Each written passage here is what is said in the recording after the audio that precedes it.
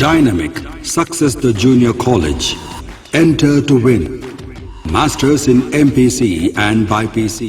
अस्सलाम वालेकुम नाज़रीन, आइए नज़र डालते हैं देश की राजधानी नई दिल्ली और उत्तर प्रदेश से कुछ खास खबरों। हरियाणा के पूर्व मुख्यमंत्री और इंडियन नेशनल लोकदल के अध्यक्ष ओपी चौटाला जेपीटी भर्ती घोटाले में सजा पूरी होने के बाद तिहाड़ जेल से रिहा हो गए हैं। दिल्ली हरियाणा बॉर्डर पर पार्टी कार्यकर्ताओं ने उनका जोरदार स्वागत किया है। आपको बता दें कि इससे पहले पूर्व मुख्यमंत्री और इंडियन नेशनल लोकदल के राष्ट्रीय अध्यक्ष ओम प्रकाश चौटाला कल करीब सुबह 9:30 बजे अपनी रिहाई के लिए तिहाड़ जेल पहुंचे और यहां कागजी कार्रवाई पूरी करके रिहाई के फॉर्म पर सिग्नेचर किए और इस दौरान उनके पोते कर्ण चौटाला भी उनके साथ रहे। तिहाड़ जेल से रिहाई के बाद इनेलो सुप्रीम गुरुग्राम के अपने घर के लिए रवाना हो गए। दिल्ली गुरुग्राम बॉर्डर पर हजारों की संख्या में इनेलो पार्टी के कार्यकर्ता अपने नेता का स्वागत करने पहुंचे। देश की राजधानी दिल्ली के वसंत कुंज इलाके में झगड़े के बाद 61 साल के एक शख्स ने अपनी पत्नी की हत्या करने के बाद खुद भी फांसी लगाकर आत्महत्या कर ली। पुलिस ने शुक्रवार को इस बात की जानकारी दी। पुलिस ने बताया कि पति पत्नी के बीच अक्सर झगड़ा होता था, लेकिन इस संदिग्ध हत्या और आत्महत्या की वजह का अभी तक पता नहीं चल पाया और इस मामले में जांच चल रही है। उन्होंने ये भी बताया कि घर से कोई सुसाइड नोट भी नहीं मिला है। पुलिस ने आगे ये भी बताया कि जाहिद अली और उसकी पत्नी नाजनीन के बीच गुरुवार को तेज बहस हो गई थी, जिसके बाद पति ने पत्नी के सर पर किसी चीज से वार किया, जिससे उसकी मौके पर ही मौत हो गई। उन्होंने बताया कि इसके बाद जाहिद अली ने अपने पुराने कुत्ता का छत के पंखे से बांधकर खुद भी फांसी लगा ली। पश्चिम जिला की स्पेशल स्टाफ ने पश्चिम बंगाल के किडनैप एक लड़की को उत्तम नगर से सही सलामत छुड़ा लिया है। पुलिस ने किडनैप करने वाले आरोपी को भी गिरफ्तार कर लिया है। आरोपी लड़की को शादी का झांसा देकर दिल्ली लाया था और फिर उसके परिवार वालों से फिरौती भी मांग रहा था। पुलिस ने बताया कि 1 जून को पश्चिम बंगाल पुलिस की तरफ से उन्हें इस बात की खबर मिली थी कि पश्चिम बंगाल से एक 15 साल की लड़की को किडनैप कर लिया गया है और आरोपी पश्चिम दिल्ली में मौजूद है। इसके बाद पुलिस ने जांच शुरू कर दी और पता चला कि आरोपी पंखा रोड जनकपुरी में मौजूद है। आरोपी लड़की के साथ पिछले 10 दिन से उत्तम नगर के एक मकान में किराए पर रह रहा था।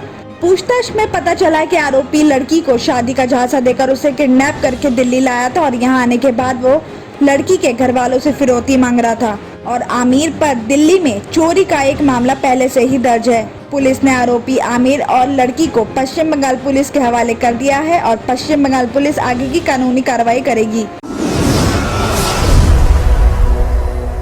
गाजियाबाद से खबर आ रही है कि सिर्फ 26 पैसे के लिए मेडिकल स्टोर संचालक पर फायरिंग कर दी। जी हां, खोड़ा के मधु विहार में 2 लोगों ने मेडिकल स्टोर संचालक पर फायरिंग की है। बताया जा रहा है कि बृहस्पतिवार शाम वो अपने मेडिकल स्टोर पर बैठे थे और 2 शख्स स्टोर पर आए और इलेक्ट्रॉल पाउडर मांगा।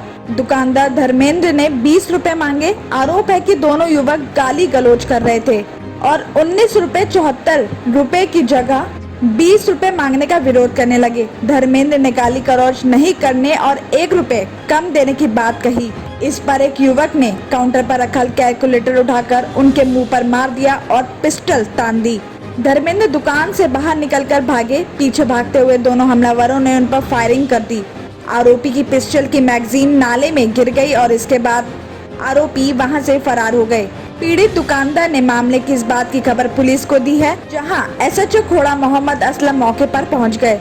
पीड़ित दुकानदार ने बताया कि दोनों आरोपी नवयुवक थे। पुलिस की टीम वहां के आसपास लगे सीसीटीवी कैमरों की फुटेज खंगाल रही है और साथ ही सभी पॉइंट पर मामले की जांच कर रही है। जानलेवा हमला, मारपीट और धमकी देने की धारा मामला दर्ज हुआ है।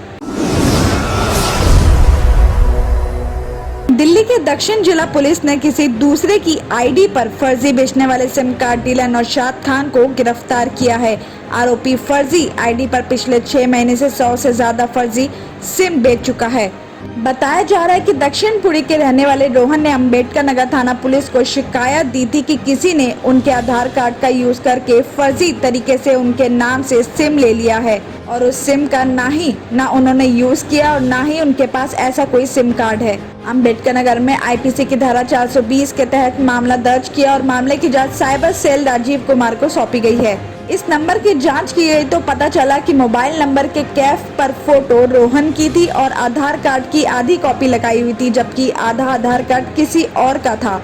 कैफ से पता चला कि सिम कार्ड डीलर नौशाद ने दिया था और नौशाद ने बताया कि उसने रोहन को उसके आधार कार्ड पर एक सिम उसको दिया था और साथ ही सिम जारी करते टाइम उसने रोहन की जानकारी के बिना उसके नाम पर एक और सिम जारी किया था। और साथ ही ये भी पता चला कि नौशाद ने जानबूझकर आधार का आधा नंबर बदल दिया था। नौशाद इन फर्जी सिम को दूसरे एजेंट अमित को बेच रहा था और अमित ने अपनी एजेंसी बंद कर दी थी और उसने अपने एयरटेल एजेंसी को सौंप दी थी। और साथ ही अमित ने नौशाद के काफी लोगों के नाम पर सिम जारी करवाए। अमित ने इन सिम को संगम विहार के एक व्यक्ति को भी बेच दिए थे जो इस तरह के सिम जालसाजों के समूहों को बेचता था। तो वहीं इस मामले में पुलिस ने तुगलकाबाद के रहने वाले नौशाद खान के बेटे अनवर खान को गिरफ्तार कर लिया है और पुलिस इन सिम के जरिए जालसाजी करने वाले जालसाजों की तलाश कर रही है।